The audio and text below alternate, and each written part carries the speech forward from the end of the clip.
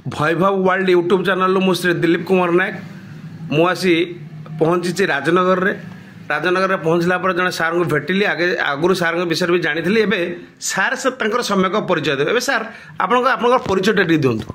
नमस्कार आज्ञा मोर नाम विष्णुचरण दास पट्टामुंडी ब्लॉक कुंदुपुर ग्राम मोर जन्म मोर वृत्ति हूँ शिक्षकता सहित मो विभिन्न खबरकागज और पत्र पत्रिका विभिन्न आर्टिकल लिखे से व्यंग्यात्मक लेखा प्रबंध और विभिन्न धार्मिक उपस्थापन करे। सर आप बापा माँ ना कहतु सर। बापा का नाम है क्षेत्रवासी दास, माँ का नाम है सरस्वती दास। अच्छा ये जो लेखा लेखी आप आप विभिन्न पत्र पत्रिकार दौरान कौन कौन सब लिखुं प्रबंध नाटक कौन कौन सब लिखुं लेखा? हाँ से लेखा भर रोचे विभिन्न समाज को गोटे वार्ता दि जाऊँगी व्यंग्यात्मक शैली लिखा विभिन्न प्रबंध विभिन्न प्रकार सामाजिक घटनावली लिखा पारिवारिक समस्या है कौन गोटे शिक्षणीय विषय है युव छात्र लिखा नारी मान लिखा ये विभिन्न कार्य लिखा। कविता कविता किसी लिखुं कि कविता मुझे बेसी लिखेनि आज्ञा किंतु मोर बेसी समाज को वार्ता देवा भाया विशेष कर गोटे प्रबंध गुड़ा बेसी लिखे मु। सर अति सुंदर कथा कहले जेहेतु जने टीचर तेणुक समाज रे केमिति जहाँ जहाँ घटुची केमिति माने न घटू बा जो कुसंस्कार गुड़ा सब चली केमिति दूरे जावा तारी ऊपर सार लिखुं। अच्छा सर आप जो लेखा लेखी करुँच आप तो शिक्षकता जीवन में बर्तमान शिक्षकता करुँच ये लेखाटा कौ टाइम लिखुं केमती कौन भावना भितर आपंकर एत बहुत माने परिश्रम करा पड़ता समय देवा पड़ता कौन केत लिखुं सर?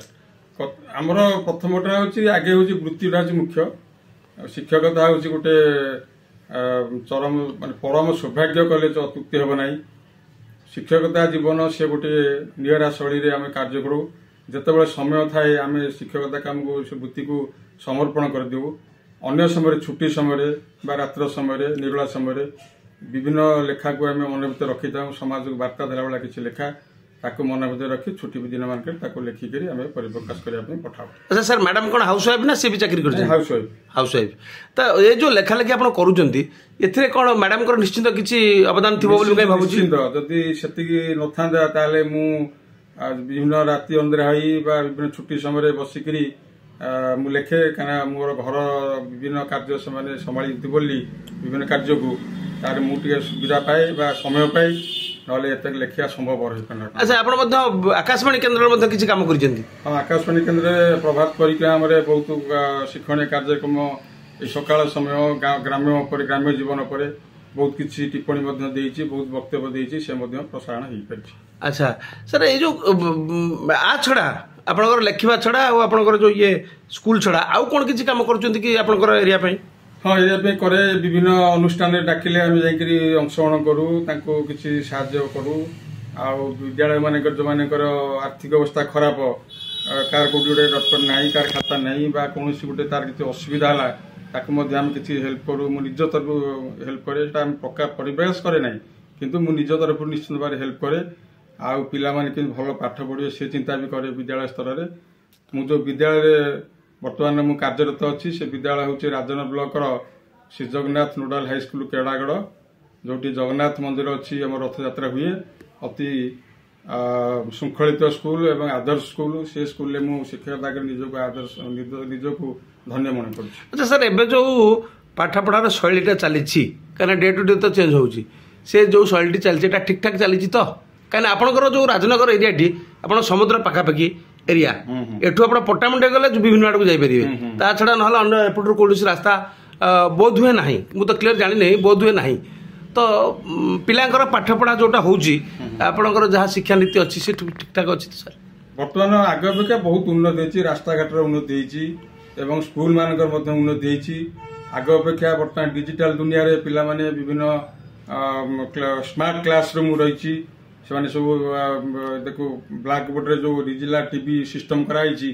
पिला माने बहुत आकर्षित होती कहीं जड़े पढ़ेबा और चित्र माध्यम देखी विभिन्न गल्प माध्यम विभिन्न छवि देखा बहुत पिला ବହୁତ ଆକର୍ଷିତ କରିପାରୁଛି। ଆଗ ଅପେକ୍ଷା ପାଠପଢ଼ା ବହୁତ ଉନ୍ନତି ହେଇଛି। ଆଚ୍ଛା, ଆଗର ପିଲା ଯେମିତି ଆସୁଥିଲେ ଏବେ ଟିକେ ଅଧିକା ପିଲା ସ୍କୁଲକୁ ଆସୁଛନ୍ତି ନା ପୁଣି ମଝିରେ ଛାଡ଼ି ଦେଉଛନ୍ତି ପାଠ? କାହିଁକିନା ପିଲା ବର୍ତ୍ତମାନ ବହୁତ ସମୟରେ ବହୁତ ଆସୁଛନ୍ତି, କାରଣ ପିଲାମାନେ ବର୍ତ୍ତମାନ ଆସିବାର ମୁଖ୍ୟ କାରଣ ହେଉଛି MDM ଟା ଠିକ୍ ଟାଇମରେ ହେଉଛି, ତାର ମାନଟା ମଧ୍ୟ ବଢିଛି।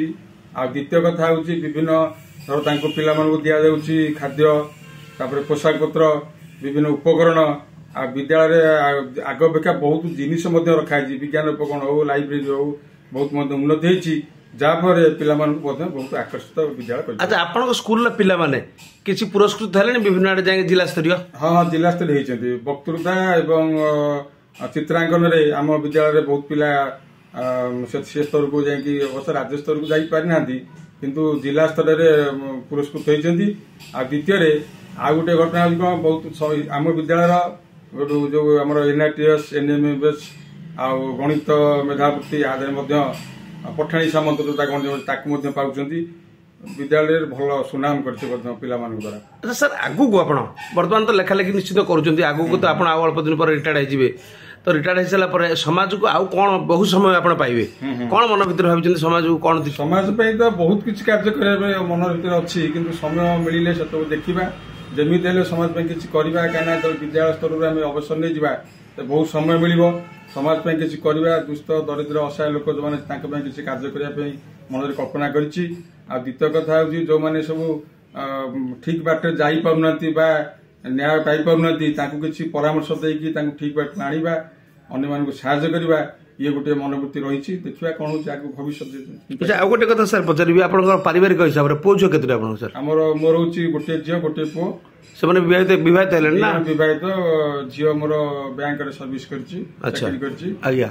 ଆଉ ପୁଅ ବୋହୂ ଯିଏ 2 ଜଣ